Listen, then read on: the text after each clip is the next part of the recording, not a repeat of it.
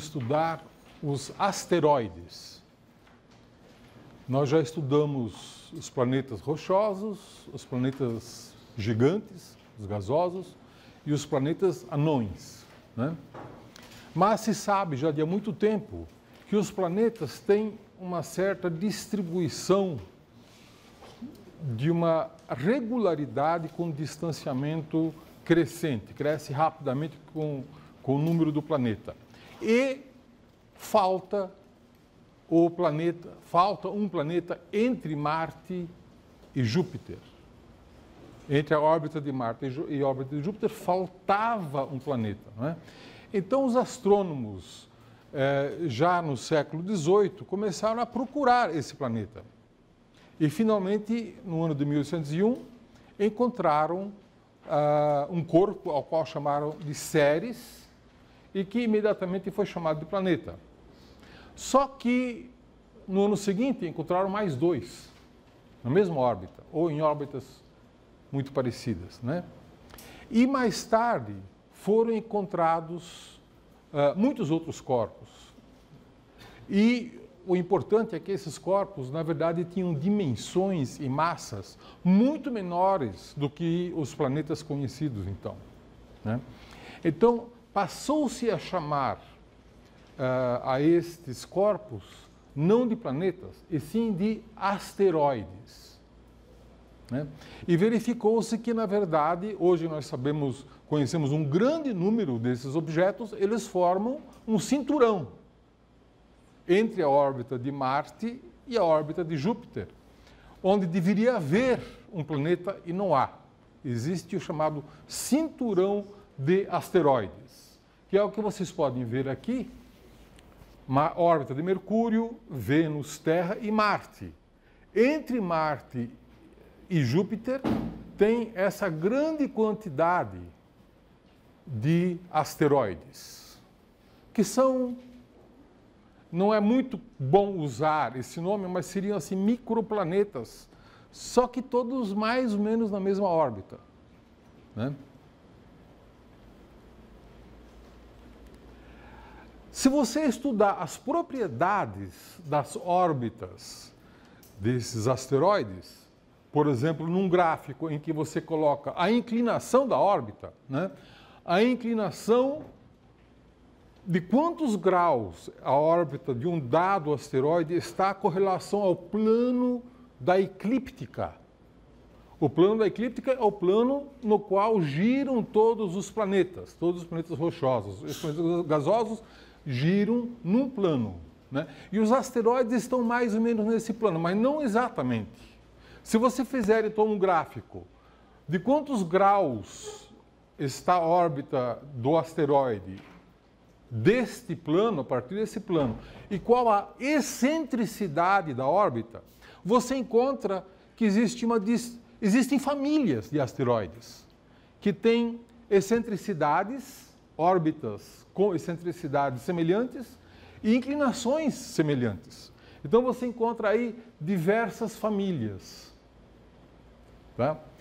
Isso sugere que os asteroides de uma dada família talvez tenham vindo de colisões de asteroides maiores, não de um planeta, né? No começo pensava-se, aliás, no ano de 1802, um astrônomo chamado Olbers, o famoso Olbers, do paradoxo de Olbers, talvez você já tenha ouvido falar, sugeriu a Herschel, o sujeito que tinha descoberto Urano, diz, olha, é provável que tenha se formado aí um planeta nesta órbita e que depois esse planeta se desintegrou por uma colisão com algum outro corpo gigante, né?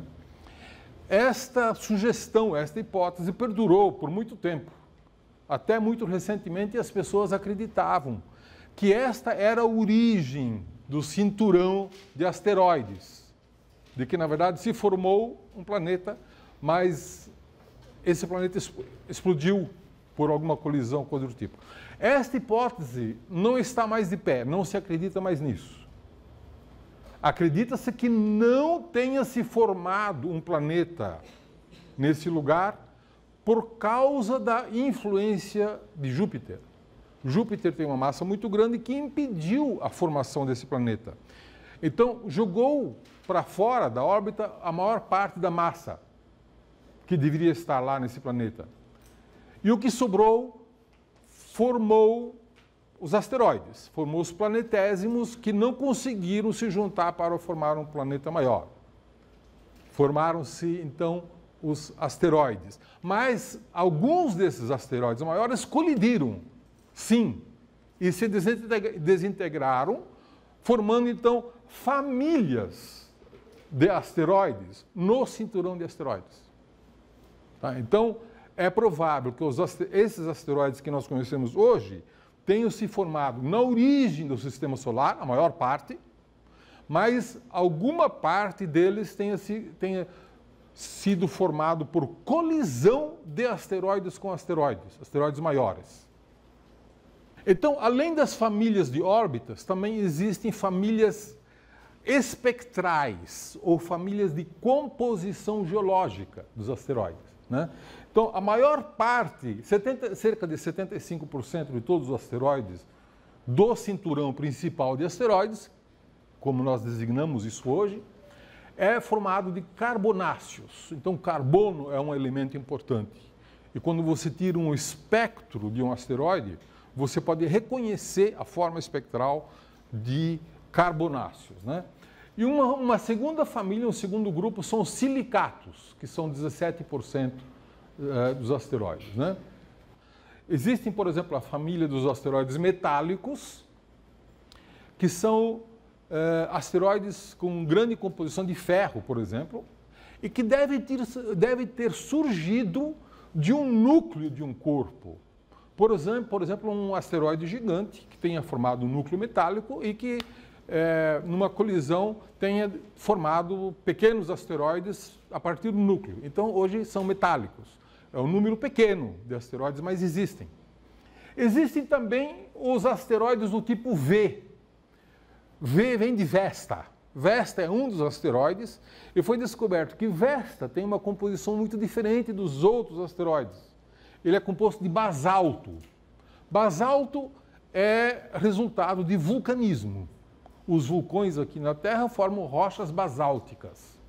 Então, acredita-se que Vesta tenha se formado também a partir de vulcões, né? E por isso que nós enxergamos hoje basalto em Vesta. Mas Vesta é muito pequeno, talvez não tenha se formado os vulcões em Vesta, e sim num corpo maior, num asteroide maior, que possa ter tido vulcanismo no início, que depois também explodiu, formando Vesta e alguns outros raros asteroides da família de Vesta, que são asteroides basálticos.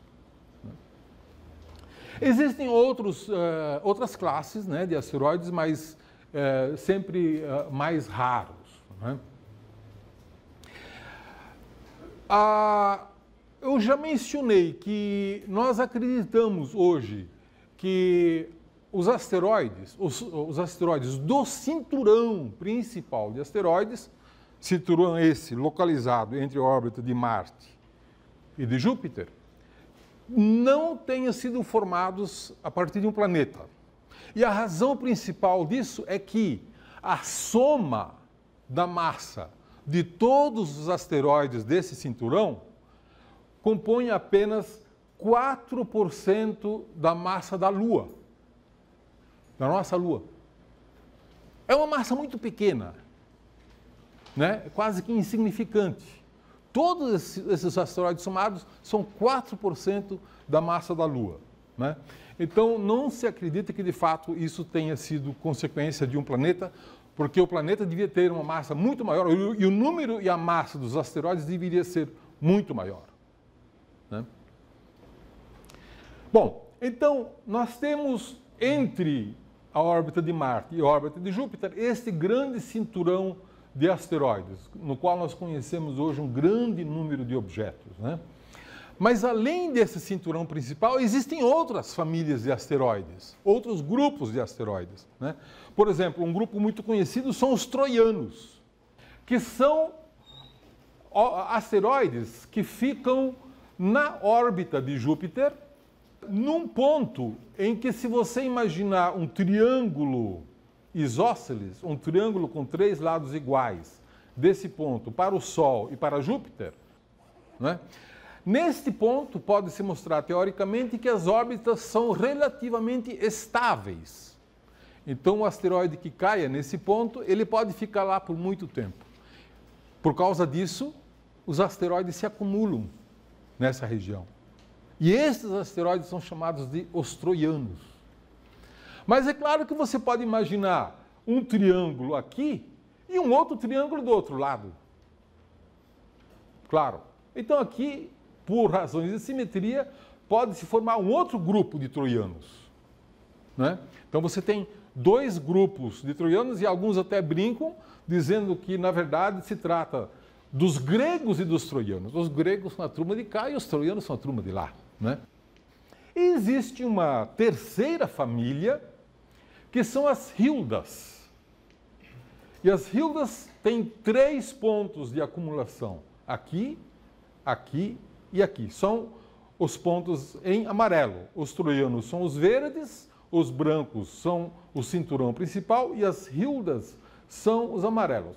As Hildas têm a propriedade de terem órbitas excêntricas, com alta elipticidade, e que têm um período orbital em torno do Sol de 2/3 do período de Júpiter. Portanto, há uma ressonância.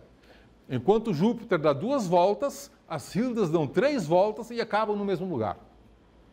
No entanto, vamos primeiro olhar uma outra propriedade dos asteroides, que é a excentricidade da órbita em função da distância do asteroide ao Sol, né?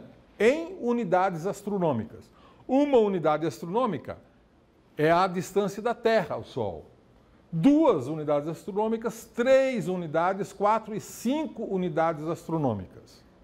Então, os asteroides do cinturão principal estão aqui em cor laranja. Tá? Esses são os asteroides do cinturão principal. Você veja que eles têm excentricidades que variam basicamente de 0 a 0,3. Né? Aqui você tem os troianos. Os troianos estão a uma distância de 5,2 unidades astronômicas do Sol, que é a distância de Júpiter. E a 2/3 da órbita de Júpiter, 2/3 de 5 unidades astronômicas, é 4 unidades astronômicas. O que são esses objetos? São as Hildas. Vocês notem que a distribuição de asteroides também tem umas falhas aqui, né? Essas são chamadas falhas de Kirkwood, ou os hiatos de Kirkwood, que correspondem também a ressonâncias com a órbita de Júpiter, do tipo 1/4 da órbita de Júpiter, do período de Júpiter, 1/4, 1/3, 3/5. A todos esses números da órbita de Júpiter correspondem uma falha ou um hiato de Kirkwood. O que vem depois da órbita de Júpiter? Depois da órbita de Júpiter, vem os centauros. Todos esses asteroides entre Júpiter e Netuno são chamados de centauros. Além da órbita de Netuno, existe mais uma família de asteroides, que são os objetos do cinturão de Kuiper, né? Esses objetos estão marcados aqui nesse gráfico em verde. Aqui está Netuno, Urano em azul, pontos azuis, Saturno e Júpiter. Aqui na órbita de Júpiter você tem em cor de rosa, ou vermelho, os troianos, que estão na órbita de Júpiter. Então, entre Júpiter e Netuno estão os pontos em amarelo, que são os centauros. E além da órbita de Netuno estão os pontos em verdes, que são asteroides do cinturão de Kuiper. Esse cinturão de Kuiper foi sugerido por um astrônomo chamado Gerard Kuiper, que sugeriu que existissem objetos além da órbita de Netuno, né? Isso foi feita uma sugestão em 1950, 1951. Né? Em 1980, no ano de 1980, um astrônomo uruguaio chamado Júlio Fernandes fez cálculos precisos e mostrou que deveria haver um acúmulo de objetos para além da órbita de Netuno, né? E esses objetos explicariam a frequência dos cometas de curto período. Os cometas de curto período só poderiam existir se eles viessem de um cinturão, e ele inclusive calculou o limite inferior e o limite superior desse cinturão e disse que deveriam ter um limite inferior da ordem de 35 unidades astronômicas e um limite superior da ordem de 50 unidades astronômicas. Né? Bom, 12 anos mais tarde, esse cinturão foi descoberto. E hoje nós já conhecemos mais de 1000 objetos neste cinturão de asteroides. Esses 1000 objetos estão aqui em verde. Né? São os objetos transnetunianos, os objetos que têm órbita além da órbita de Netuno. Nem todos os objetos transnetunianos pertencem ao cinturão de Kuiper. O cinturão de Kuiper é um cinturão no plano da eclíptica. Existem alguns objetos espalhados, no disco espalhado, que têm inclinações bastante diferentes, como, por exemplo, o planeta anão Eris. Né? Planeta anão Eris não pertence ao cinturão de asteroide, apesar de ter uma órbita transnetuniana. Mas Plutão, Makemake e outros objetos desse porte, Naumeia, por exemplo, são membros do cinturão de Kuiper. Acredita-se que existem mais de 100.000 objetos com mais de 100 quilômetros no cinturão de Kuiper. Então, é uma região não só rica em objetos, mas é uma região rica em objetos relativamente grandes. Objetos com mais de 100 quilômetros, objetos grandes. Né? Pelo menos para os asteroides, né, comparado com os asteroides típicos, são objetos muito grandes. Né? Ok, então vamos aqui resumir os diferentes tipos de asteroides que nós já conhecemos no Sistema Solar. Né? Quando a gente fala em asteroide, você pensa que é tudo a mesma coisa. Não exatamente. Né? Eles podem ser bastante diferentes, principalmente em agrupamento de órbitas, que é um dos principais critérios que nós usamos para classificar os asteroides. Né? Então, nós temos os asteroides que nós chamamos de propriamente asteroides, são os do cinturão principal e os troianos, né? E as Hildas, que são primas dos troianos. Né? Bom, depois de tudo isso está ou na órbita de Júpiter ou para dentro da órbita de Júpiter. Depois da órbita de Júpiter, entre Júpiter e Netuno estão os centauros. E para além da órbita de Netuno estão os transnetunianos, né? Boa parte deles formando o que nós conhecemos como o cinturão de Kuiper. Aqui nós temos alguns asteroides comparados em tamanho, isso é são concepções artísticas, porque nem todos eles foram visitados por naves, então nós não conhecemos os detalhes de todos eles. Mas se você comparar com a Terra, vocês vejam que eles são objetos, de fato, bastante pequenos. Né? Alguns desses objetos foram visitados por naves espaciais. Então, nós já temos fotografias deles. Nós já sabemos qual é a cara deles. Né? Então, Vesta, por exemplo, que foi visitada pela sonda Dawn no ano de 2011, sonda da NASA, Dawn. Né? Outros asteroides, por exemplo, Lutécia foi visitado pelo satélite Rosetta, da ESA, Agência Espacial Europeia, no ano de 2010. Vocês vejam que todos esses asteroides têm crateras, muitos deles têm fraturas, e a maioria não é redonda. O que significa isso? Não tem gravidade suficiente para garantir uma geometria esférica, né? Pouca gravidade resulta normalmente em objetos de formas não arredondadas, né? Este aqui, por exemplo, Eros. Eros foi visitado no ano de 2001 por uma nave chamada Near Schumacher, né? Essa nave visitou Eros e visitou Matilde, que é um outro asteroide. Inclusive, a nave Near Schumacher fez uma abordagem de Eros que eu vou mostrar aqui num filme.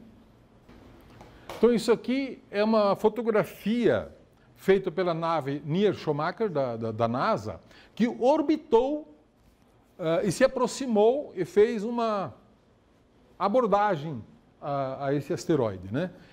Então, enquanto orbitava, ficava filmando e vocês vejam que não é propriamente o asteroide que está girando, e sim a nave que está girando em torno do asteroide, né?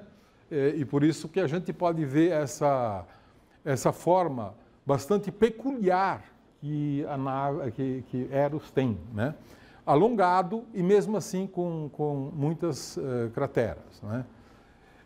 Também você pode dizer, bom, essa nave certamente, esse asteroide certamente tem pouca massa, pouca gravidade, mas foi exposto ao intemperismo de colisões com outros corpos menores, né? Que deixaram então as suas marcas, né?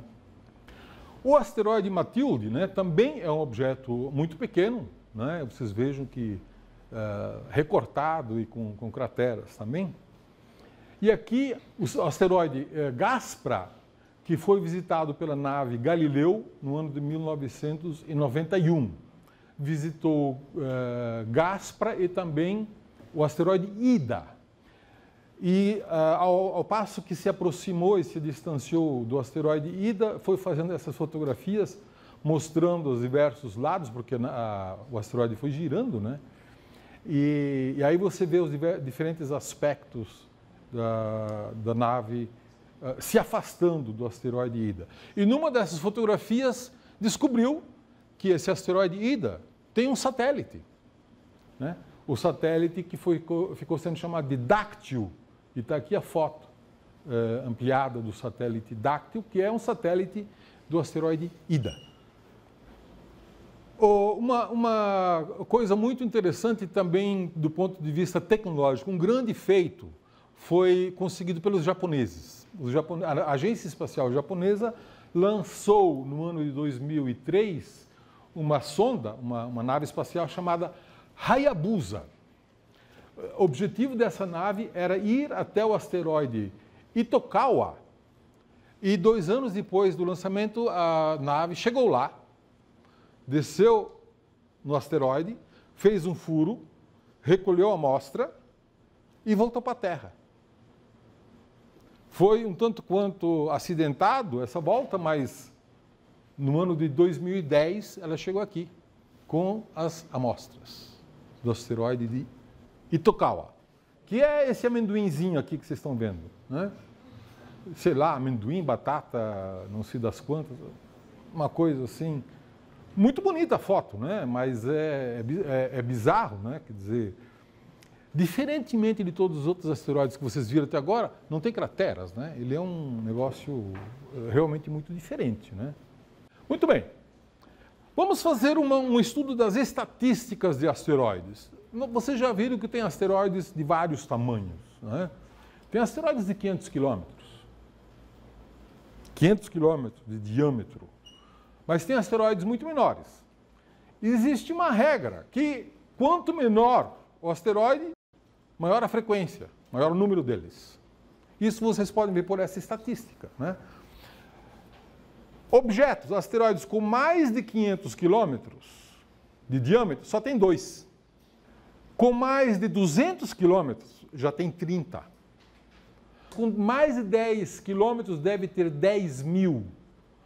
Com mais de 500 metros, deve ter 2 milhões. E com mais de 100 metros, deve ter 25 milhões. Existe alguma chance desses asteroides colidirem com o planeta Terra? Existe. Os dinossauros que o digam. Certo? Há 65 milhões de anos atrás, os dinossauros foram extintos por uma colisão de um asteroide de diâmetro de 10 quilômetros. Não era um asteroide muito grande. Também não era um asteroide muito pequeno. Alguns desses asteroides têm órbitas que se aproximam da Terra. Esses objetos são chamados de NEO, NEOs. Objetos que têm órbitas que se aproximam da Terra, né? E há um trabalho muito grande hoje em dia para mapear todos os objetos que de alguma maneira possam no futuro colidir com a Terra. E evitar para a gente o mesmo que aconteceu com os dinossauros. Certo? Essa é a ideia, pelo menos, né? Então, até agora já foram catalogados cerca de 10 mil NEOs, 10 mil asteroides cuja órbita se aproxima da Terra. Desses, 860 tem mais de 1 quilômetro de diâmetro. A notícia boa é que nenhum deles está em órbita de colisão com a Terra. Está próximo à Terra, mas nenhum tem uma previsão de colisão, dos que nós conhecemos. E um projeto importante que está sendo construído, um telescópio, né, que chama-se LSST, Large Synoptic Survey Telescope. É um telescópio que vai ficar em Cerro Pachón, né, do lado do Gemini e do SOAR, e que deve ficar pronto para iniciar a operação por volta do ano de 2018. Este telescópio ele tem vários objetivos, né? Um dos objetivos é levantar milhões de órbitas de asteroides do cinturão principal, né?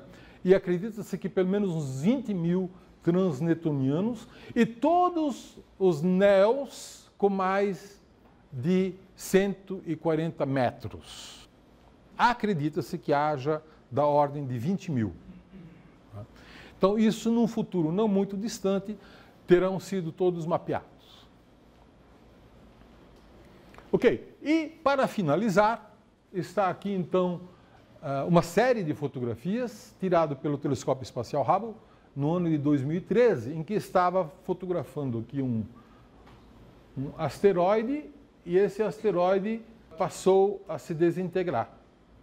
Isso aqui é a fotografia original, aí fez-se uma técnica de reforço das imagens e aqui pode-se ver os diversos partes no qual o asteroide se desintegrou, né? Então, esses objetos podem eventualmente se desintegrar também ou por colisão ou por, enfim, alguma outra razão.